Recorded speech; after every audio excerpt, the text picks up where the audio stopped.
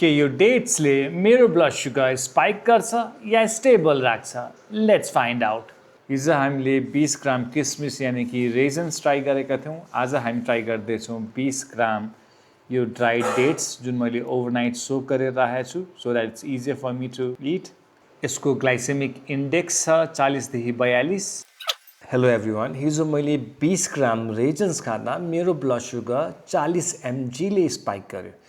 तर आज मैले सिमिलरली 20 ग्राम ड्राई डेट्स खाँदा मेरो ब्लड सुगर जम्मा 20 mgले स्पाइक गर्यो।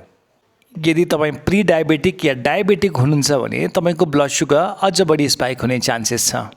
यसको 2-3टा इम्पोर्टेन्ट कारण छन् जसले मेरो ब्लड सुगर स्पाइकलाई एकदमै न्यून राख्यो। फर्स्ट एन्ड फरमोस्ट, डेट्समा रेजनको कम्पेयरमा double the amount of fibre हुन्छ in the same amount of grams.